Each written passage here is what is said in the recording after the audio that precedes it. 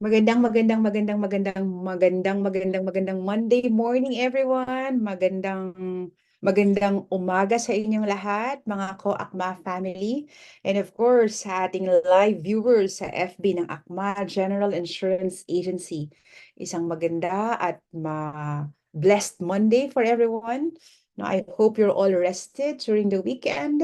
And sana lahat kayo ay mga okay sa inyong kanya-kanyang tahanan and to the offices that those people are already in the office. So good morning, everyone. So it's Monday again. And of course, it's time to kick off the week with energy, enthusiasm, and a winning mindset. Gusto natin, di ba? Lahat tayo nandito sa Akma, we would want to change lives by providing invaluable protection to our clients through life insurance and, syempre, not just life insurance, we would want to make a difference to everyone's financial stature. No, so dito sa Akma, dito lang po sa Akma, we're providing a daily dose of sales caffeine para ma-improve po yung ating mindset, yung ating skill set, yung ating product mastery, yung ating habit, and syempre ang ultimate goal natin, magkaroon tayo, lahat tayo maging magaling or maging mahusay na trusted financial advisors. Okay, so start na tayo sa ating pagtuturo or sa ating learning session, mga co-Akba family and our live viewers. No? So we'll start, of course, on to the tackling about the role of financial advisors. No? Sa mga kapwa ko, mga financial advisors, just like me, I've been with this profession for 20 years already. No? So pag tinanong natin, what is your role as financial advisor? How would you answer? Anyone? Sino dito ang maglalakas ng loob na magsabi kung ano yung kanilang role as financial advisors? Siyempre, bago tayo makatake pride or before we get to be, feeling the prestige and the pride and the thrills and the perks of being financial advisor, we should have very good clarity or good grasp of our role, no? So, starting with our role, it's very crucial. So, number one is, of course, we have to please play in, Arken, yung role natin as financial advisors. We are all here to help someone. Really help someone, no? Not sell someone. Note the word help. We're helping someone to make a good, great, wise financial decisions. Diba? Yun po yung ating role as financial advisors. Kaya naman araw-araw nag-aaral tayo kung paano tayo makakatulong sa isa na magkaroon ng isang matalinong pagpapasya sa paghawak ng kanilang pananalapi. No? Siyempre, may objective yun. Ang objective nun is, of course, to help themselves, yung mga kliyente natin, to have a very good financial health. And in return, or in the process, if they do have a good financial stature, their families will also be benefited. Do you agree? No? So Renato, tama ba na if you personally would have your financial decisions in place, mahusay ang iyong mga financial moves, parang chess lang, di ba? You will also be benefited personally and your family, correct? Tama. Thank you, no, Renato, no? So I have a very active participant here. Thank you for the thumbs up. No, so ang ginagawa po natin is, of course, we are the chess player. We move the chess piece. No, tayo yung gumagalaw ng mga chess piece, no, if we're playing the chess itself. As financial advisors, we help people move their chess piece. We make people to really act accordingly and really make this kind of wise decision. So that is very clear. Gusto nating tulungan sila kasi hindi nila masyadong naiintindihan ang importansya ng paggalaw or pagkuha ng isang safety net or whatever product and services we are providing them to help their families' needs because it's in the future, no? Gusto natin in the future they are prepared, gusto natin in the future their families are well protected, and gusto natin all of them, kahit na walang nangyaring masama, kasi ayaw naman natin may mangyaring masama sa lahat ng sa mga tao, but that's the fact of life. It's unpredictable fact of life that things will happen talaga not according to our plans, but some external factors comes in and we need to have a very strong, good financial foothold. No, yun po yung gusto natin. So tinutulungan natin ang mga tao na magkaroon ng mahusay na pananalapi. Aren't you happy that you are part of this role, that you're helping other, people make their wise financial decisions? Happy naman kayo sa ating ginagawa? Okay. Oh, dapat maging happy tayo, no? You should take pride of it, no? So kailangan ang goal natin for today, for Monday, to kick the week right, is may makausap tayo at may matulungan tayo na magkaroon ng smart, wise, no, na financial decision right now, right this moment, no, to help their family and themselves as well. Are you with me? Kakausap ba tayo ng mga taong matutulungan natin na magkaroon ng wise financial decisions? Very good, no? So, thank you so much. Okay, so dahil malinaw yun sa atin, tayo ay nakikipag-usap sa mga tao to change their financial standing or to improve their financial lot in life, kailangan maging mahusay tayo na communicator, correct? Because we are communicating our message, right? Kanina dun sa word natin, we're helping someone, so we're not selling, we are helping. So that's supposed to be our perception, no? Yun dapat mindset natin. Sino kaya pwede kong tulungan na maging maayos yung kanyang financial stature, no? So we'll have to look for one. And doing so, we have to be very good in our communication. So we would want to become smart or master communicators, no? When we communicate our ideas, our knowledge or insights regarding finances, we should be very good in communicating our knowledge, no? How to do so? Kailangan po, number one, no? Arkin, please play it. We'll have to make it easy for them to say yes to us, no? Parati tayong magtatanong ng, Mr. Client, I'm sure you love your family. Yes? Yes, oo naman. Love ko yung family ko. No? And I'm sure you would want your family not to get burdened if something not that good happens to you. Yes, Mr. Client? Oo naman. No? So we'll make it personal to the client, or we'll make it having, easy for the client. Kasi tutulungan nga natin siya, di ba? Kailangan nagtatanong tayo sa kliyente natin. Ang sagot ay oo. And that is called leading question. And when you are controlling the conversation, you are helping the client really formulate the ownership of the idea that you are throwing to the client. Okay? So, number two, we'll have to make people say it's hard to say no to us. Paano natin matutulungan ang mga taong hindi magno-no sa atin? By, of course, telling them all of the benefits, all of the perks, lahat ng mga mabibigay nito para sa kanyang pamilya. Kailangan malinaw na malinaw yun sa atin. Paano natin bibigay linaw sa isang kliyente ang kahalagahan ng life insurance, ng health protection, ng investment, ng growth sa isa nating kinakausap sa ating daily field or sa ating pakikipag-usap sa mga tao? How do we do that? Correct? So we don't confuse people, no? So kailangan parati natin isang liner lang, kailangan meron tayong malinaw lang na mensahe sa kliyente all the time. We don't confuse the mind of other people. Because there's a saying that, with a confused mind, nothing happens. No? So, simple, kung ang kliyente ang gusto niya retirement, we don't confuse to any like health insurance, pupunta ka sa investment, pupunta ka sa education, isa lang po yung kailangan nating pagtuunan ng pansin. Diba? And we focus onto that. That's why in our financial independence, yung F&A natin, financial need analysis natin, we ask the client kung ano yung priority niya among all of the basic four financial needs. Correct? And from there on, we focus on to what the client would want to prioritize. And of course, we have to make sure that the customer's idea every single time we ask for the commitment is her or him. No? galing sa idea or galing sa may ownership yung kliyente sa kanyang mga sagot dahil tinanong mo yung tanong. Intelligent questions brings intelligent answers, and you just don't feed the idea, you feed the question that would lead to the answer of the idea you would want the client to identify with. No?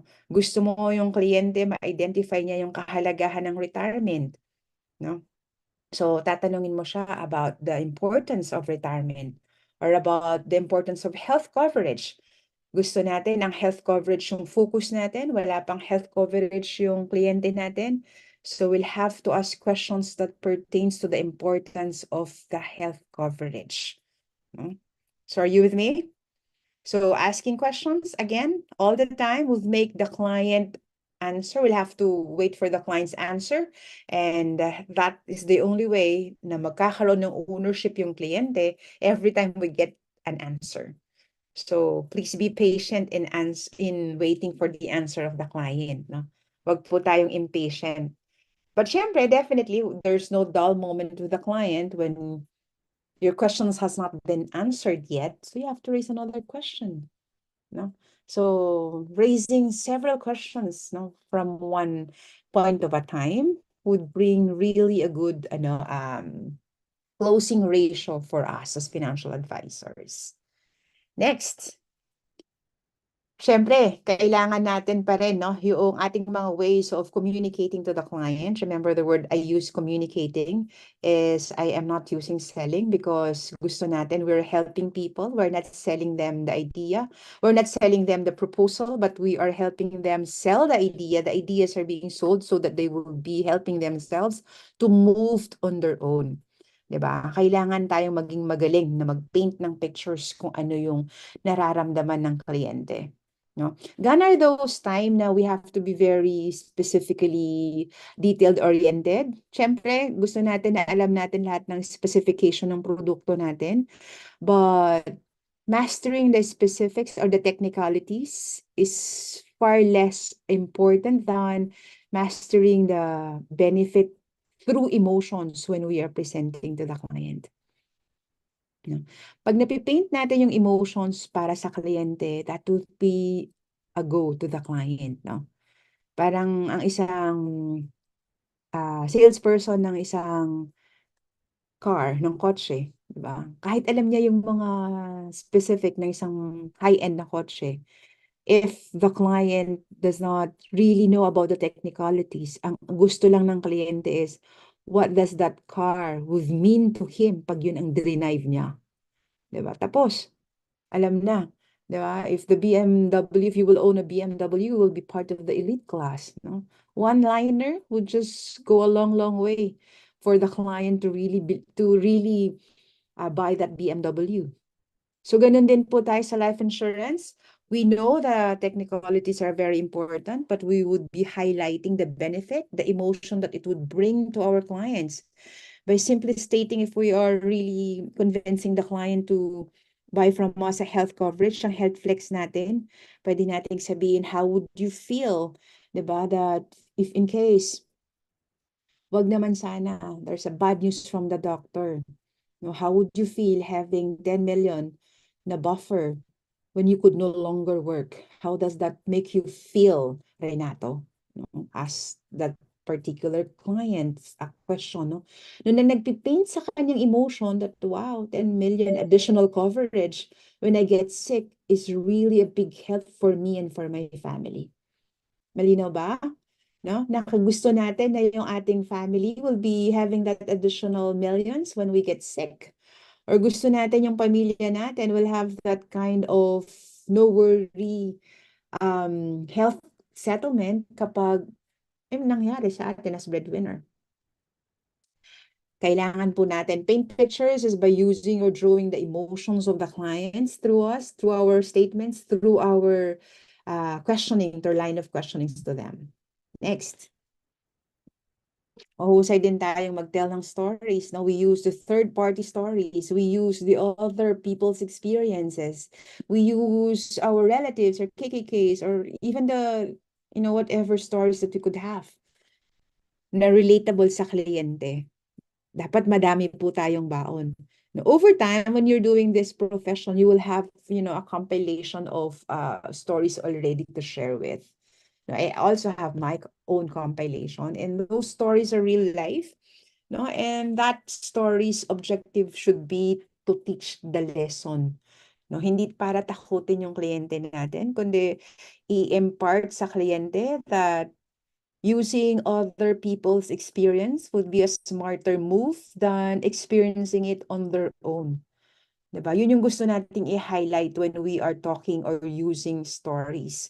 We don't want our client to experience the same horror stories that we are really telling them, but we would want them to use this as their tool to move, into a wise financial decisions for them not to experience the same horror stories. So, magandang maggumawa ng o mag-share ng positive stories and negative stories for the people to have a resemblance of their actions, no? So, pag hindi ako kumuha ng health coverage ko, naku, baka matulad ako dito sa isang seaman na to, na akala niya parating may pera dahil nasa barko. Pero hindi na nakasakay sa barko, nagkasakit siya, ang dami niyang utang, lahat ng mga pamilya niya or yung kanyang mga nag-aaral na nasa private school ng mga estudyante niya, tumigil. No, siya, naging pabigat siya sa kanyang wife. Yung wife niya kailangan magtrabaho ng part ng full-time as a waitress kasi si wifey hindi nagtapos. 'Di ba? Just to make the basic needs end meet dahil hindi nag-isip tong seaman na to ng kanyang financial protection. Kung meron lang no, na financial advisor who helped that particular seaman, no? Hindi dapat titigil yung buhay ng seaman na yun, yung mga anak niya wouldn't be affected, 'di ba? If that financial decision of that seaman has been properly placed, no? Or properly been helped by financial advisor. So nakita natin yung ating role as financial advisor. It's very crucial. So positive, negative. So may positive naman, may mga kliyente tayo who've had their health being tested, no? May mga curveball na binato sa kanilang buhay, but because they were really financially protected, at least nawala yung financial crisis while they are battling towards the agony of their health. No? So gusto natin yung kliyente ma-realize nila, anong gusto kong story? Is it a positive one for my family or is it a negative one which are unpreparedness? So yun po gusto po natin na maging malinaw yun sa kliyente natin. Next, syempre, we'll have to sell the ideas that they have to act now. Otherwise, it will be futile because our greatest asset is not our money. It's not our work. Our greatest asset, of course, is our time. All have a limited timeline in this world. And whatever you have not done yesterday, you could do it today. But tomorrow, you wouldn't know kung kakayanin pa yung tomorrow because tomorrow is just a promise. Correct? So we would want that particular ideas, anything that we would want them to help with, they will act on it right away. Are you with me, guys? Thank you. Thank you so much for those people who are sending their thumbs up. Yeah, that they could relate for telling the stories, no, positive and negative, that would help our client. And of course, selling the ideas na kailangan nilang umaksyon right now. Yeah. All right, so what else? Ano yung kailangan natin, no? Sales situations, typically the same thing like then. No, we have to navigate. We are supposed to be a very good navigators of situations. No, ginagawa natin just like our analogy kanina, our illustration kanina of the chess play or chess game.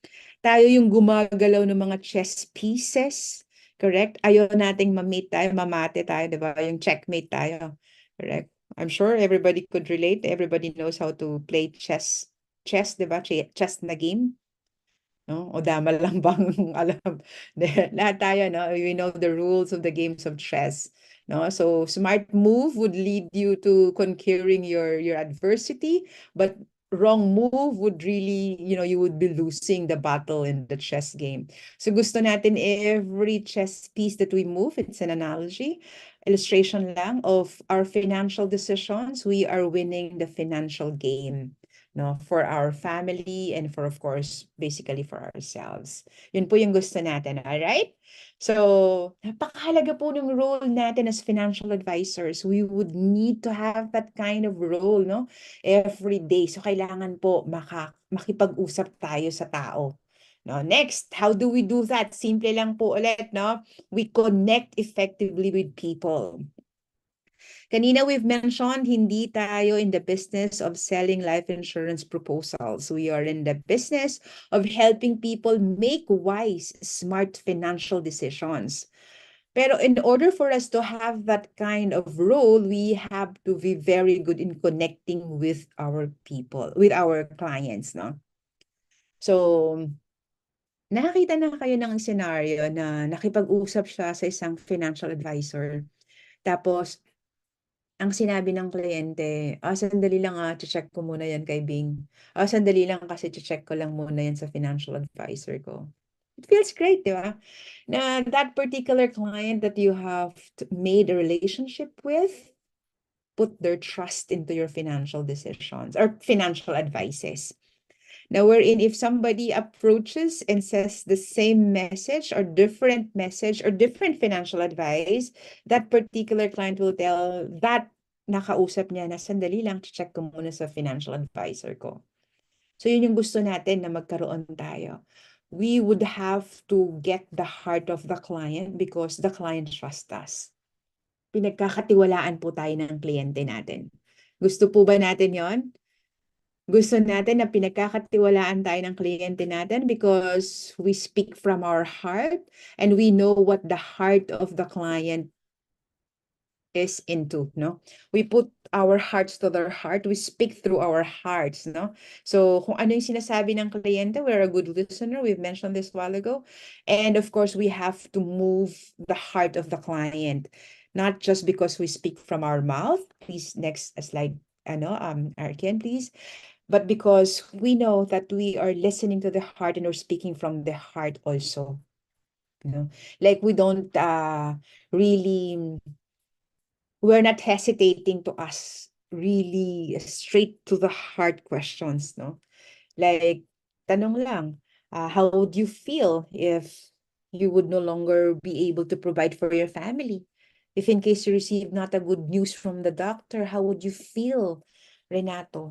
No, how would you feel, John, to have that particular scenario? No? So that way you'll have to really touch the heart of the client and make them move into whatever you're saying. Next, please. Simple. If you are good in connecting with your clients, if you are really that passionate in talking through the heart of the person, yung sincerity natin, ramdam ng kliyente, that we are not selling them, but we're helping them make financial decisions.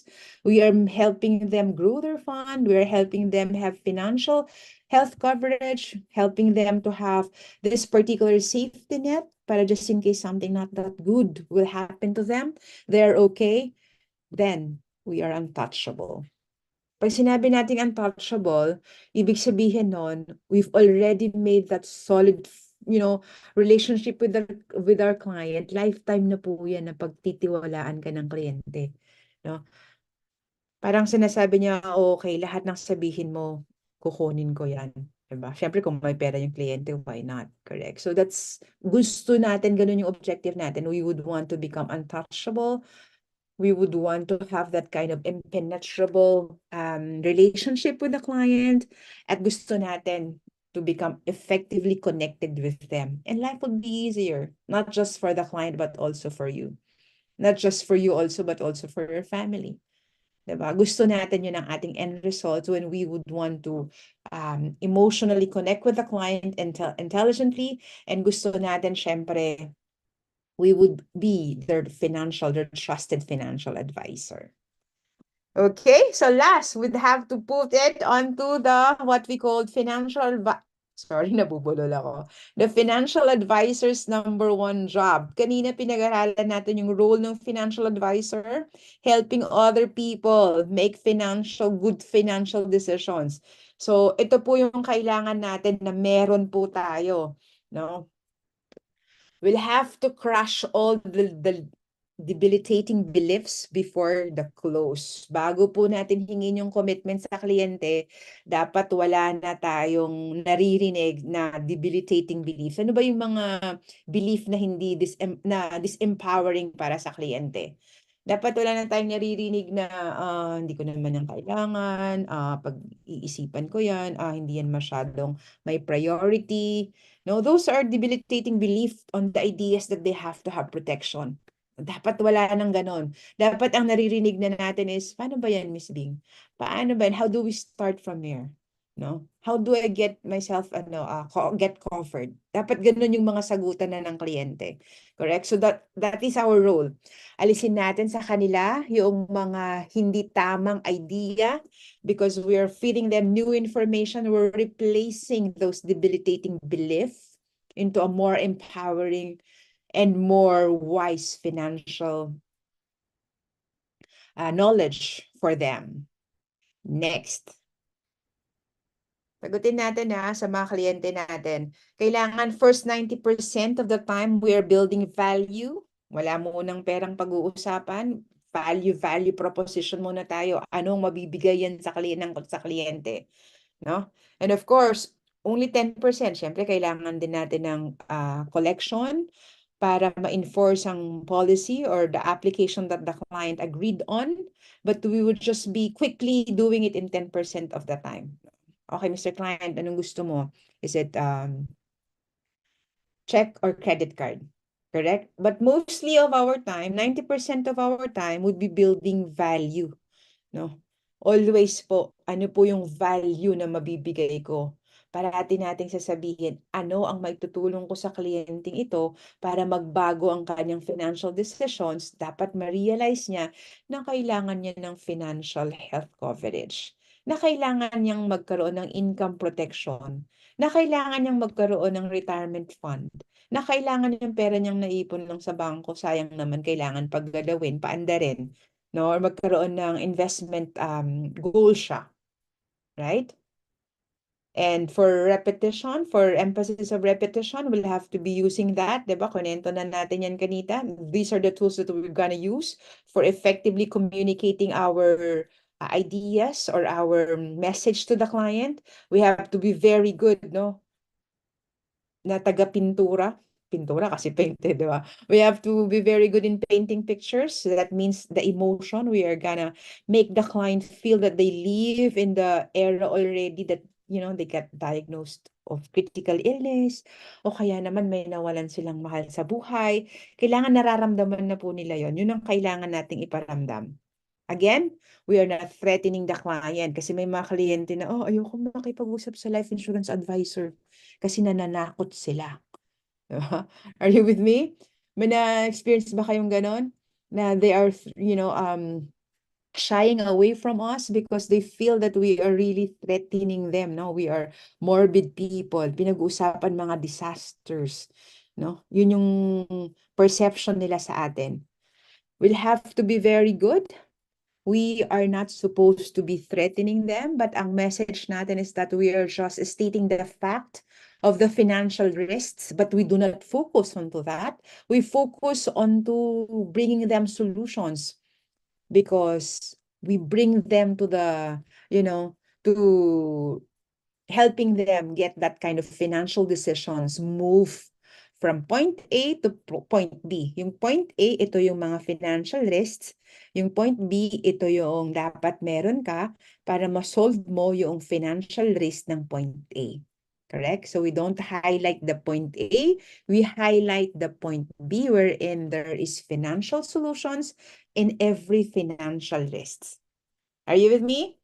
So we use the third-party stories. Again, repetition is the master of, the mother of learning. So we're repeating this para we will be smart in using, sorry, telling third-party stories, telling other people's experiences. And of course, we'll have to sell the ideas that they have to act now. Because again, ideas that are not acted upon are just ideas. No, walang kwenta. Ideas pa rin siya.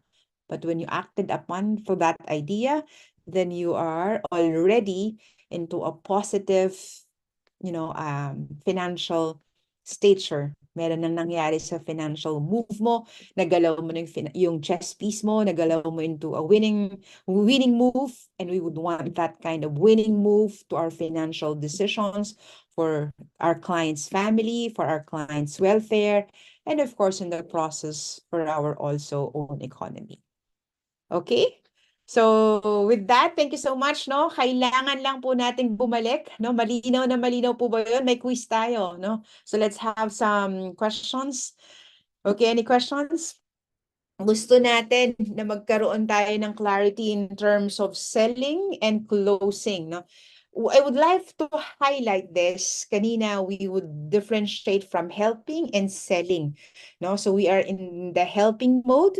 We are not pushing for the financial products, but we are helping them push themselves to decide for their financial stature.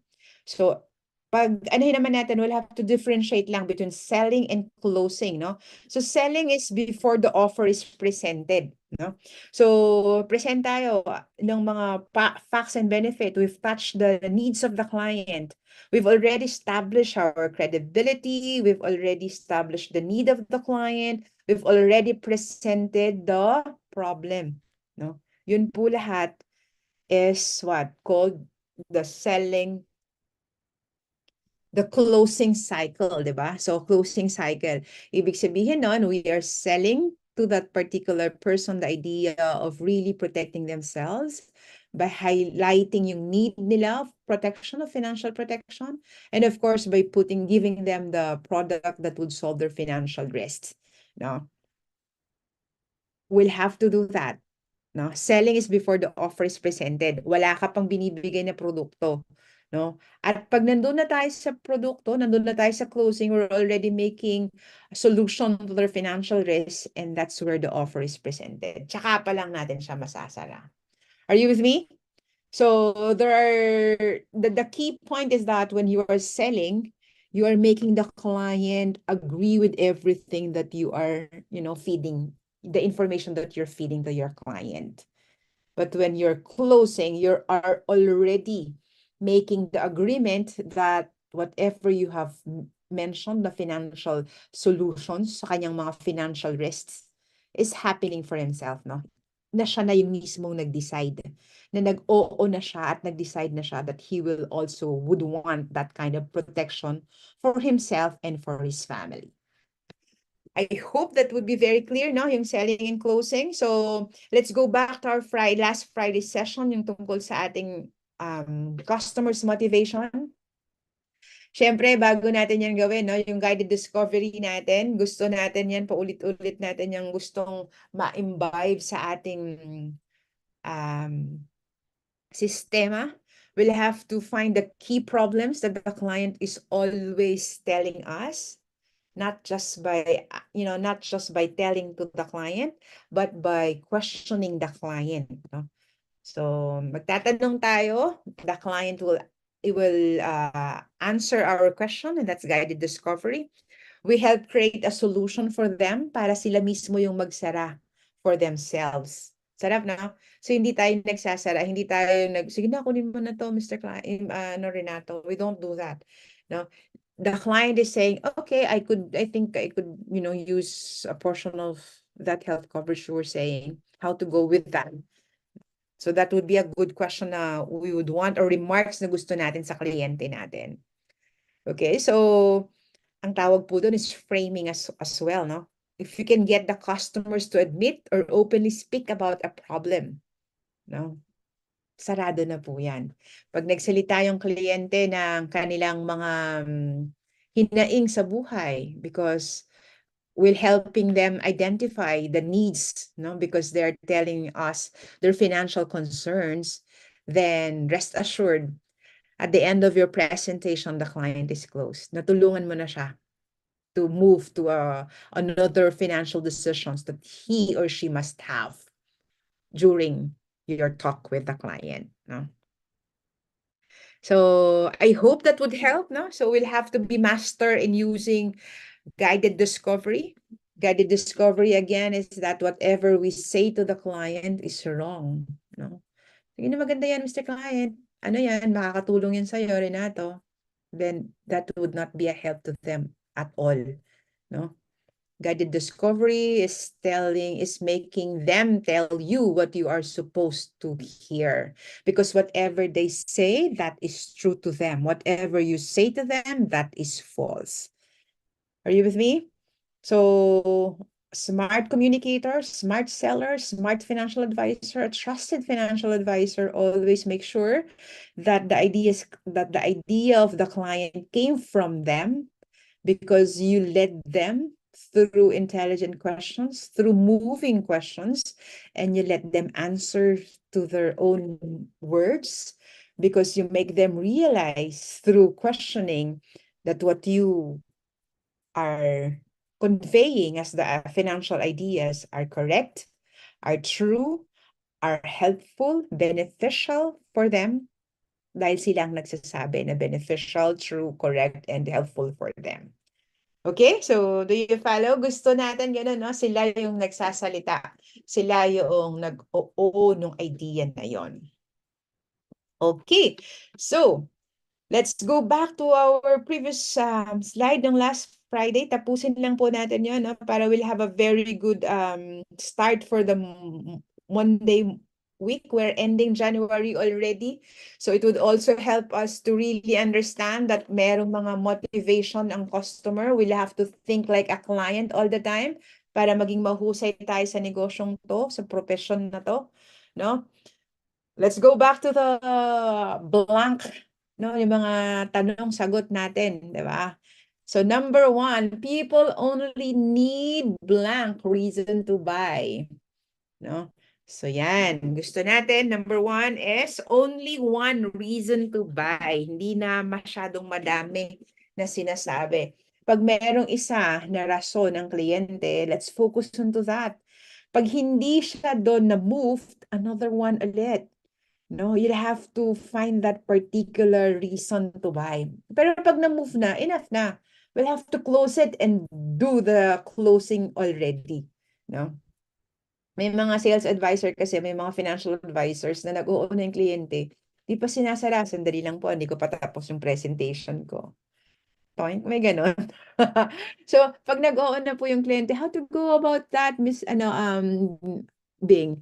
No? Sarado na. Mag-ano na tayo, let's sign the contract already. And along the way, if you haven't filled in all the information, then you could, supplement or add additional information. Pero isara mo na siya. Papirmahin mo na, kolektahin mo na yung payment. Okay? So, number 5, all buying blank are motivated or blank inhibited by blank. Okay. Anyone? Tama, no? All buying actions are motivated or inhibited by the customer's feelings. We know that everything now are being done by clients' feelings. Gusto natin emotion-driven tayo. When we speak of our emotions, we are, of course, helping the client understand that whatever they need to act on would be for their benefits. No? Para sa kanila ikabubuti, hindi para sa ating ikabubuti yon. Yun po yung ating gustong maramdaman ng kliyente. Ikabubuti nila at nararamdaman natin na ikabubuti nila yon. No? Nararamdaman pala nila, no, na ikabubuti nila kapag meron silang financial protection or meron silang financial coverage that we are discussing to them. Next. Nawala ang Arkin. Yan. All right. So next natin po is we'll have to ensure, next slide please. We'll have to ensure that we're using the 5 most powerful emotions when we're presenting to the client para it would move them to action. This is very good tool. Kailangan present po itong emotions na to sa lahat, no, every time you talk to the client.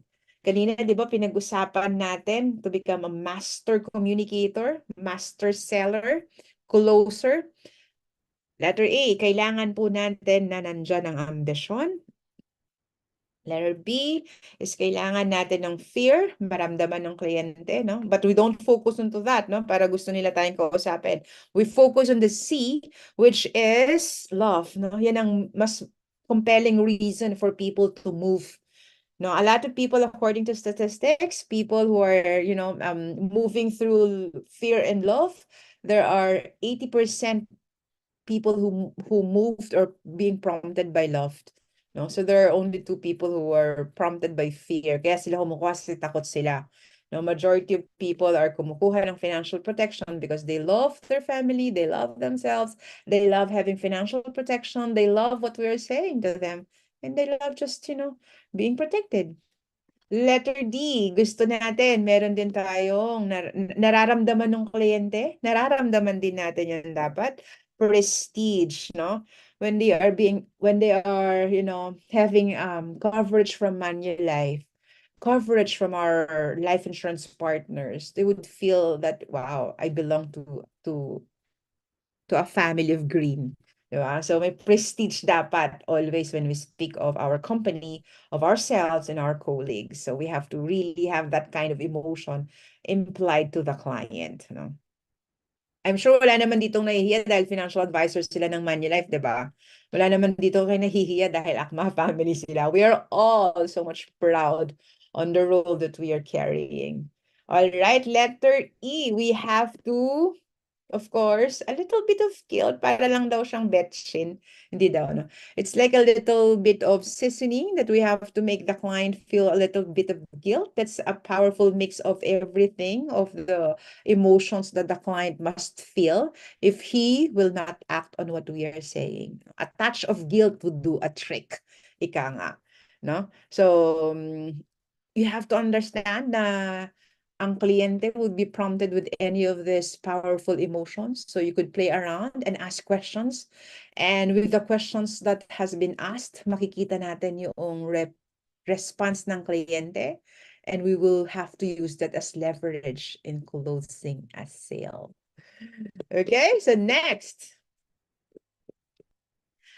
We already know that there are only 5 categories people don't buy a product or whatever services we sell.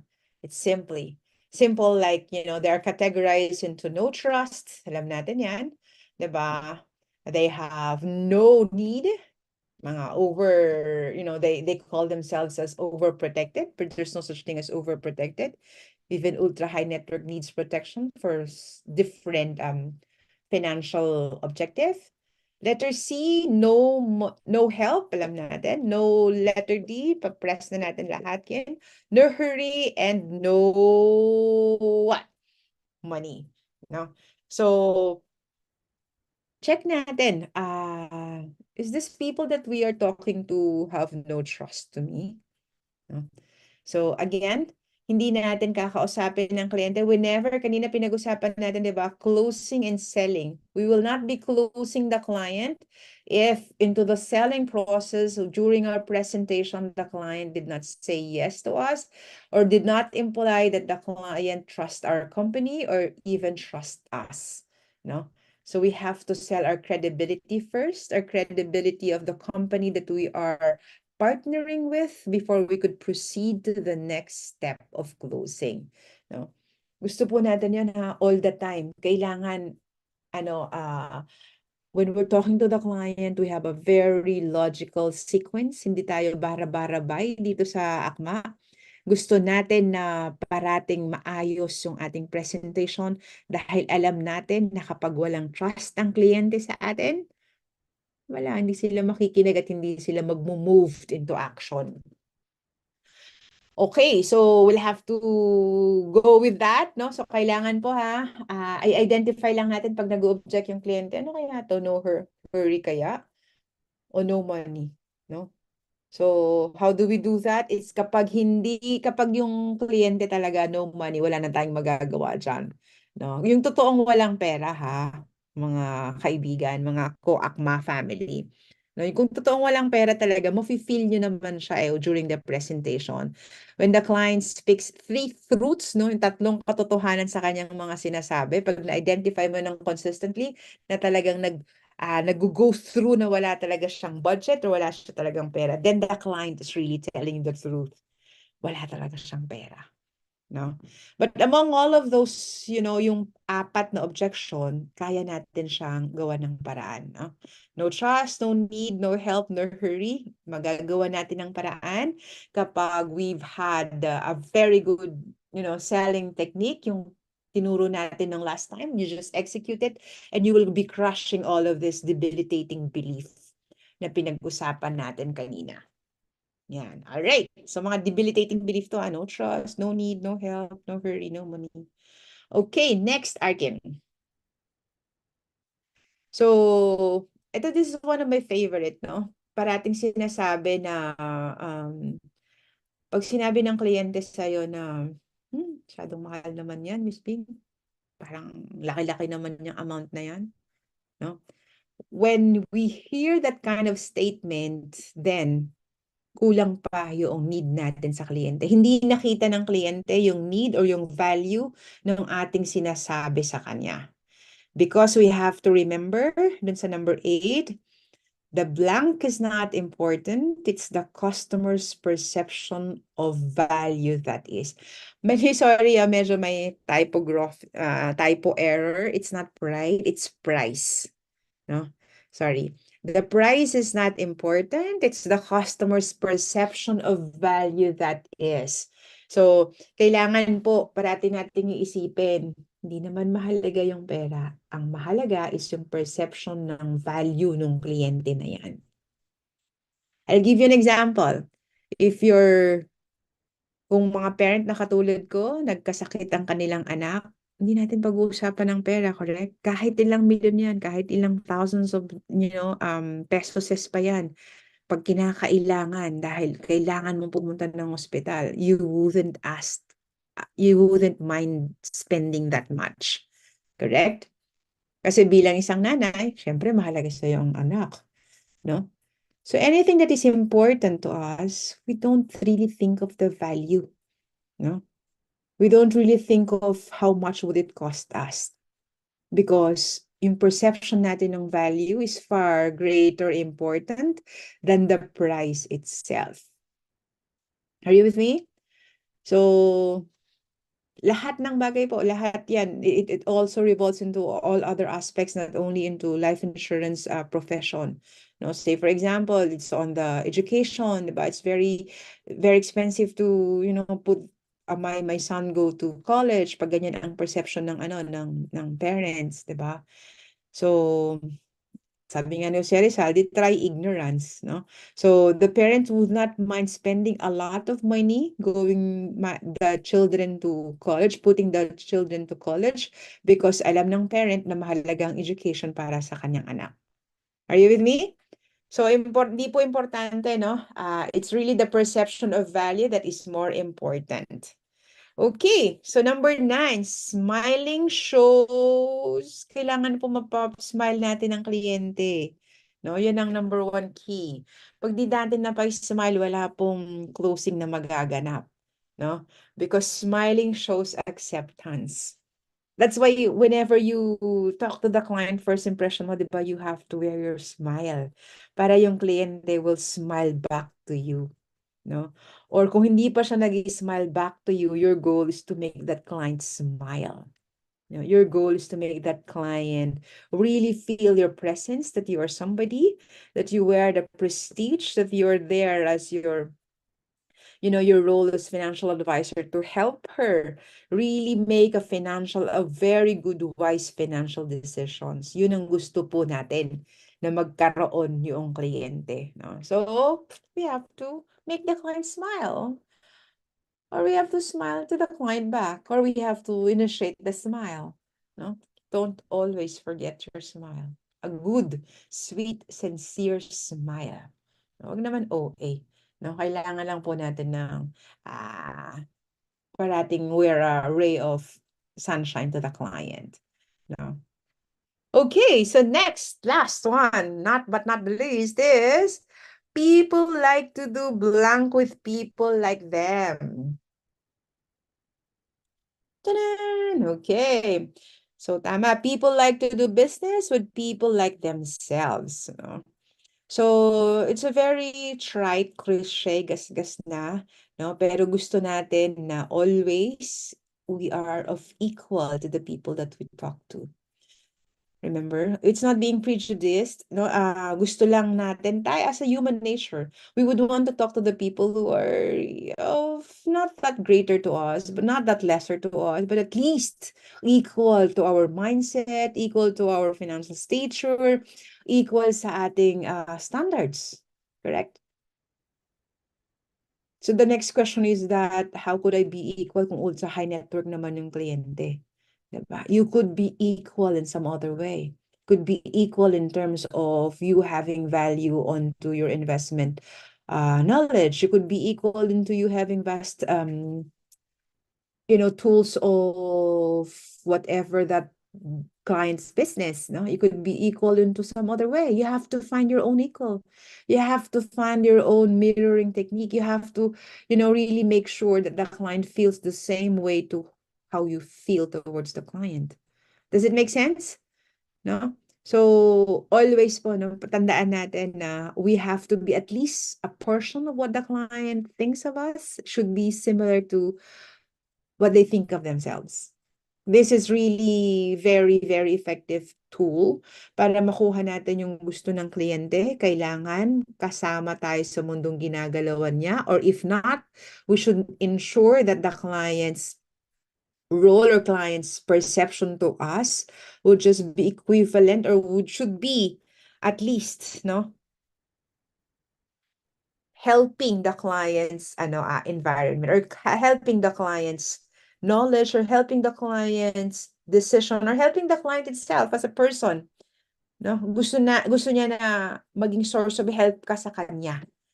All right? Kasi gusto niya na maging there would be additional contribution, or there would be similar thing that you could enjoy both together. No, you would be marrying one ideas towards uh, over time, no? May sinasabi siyang tama sa'yo, tama din sa kanya, and dapat fit na fit yon, swak na swak yon sa both of you, para win-win situation siyang lahat.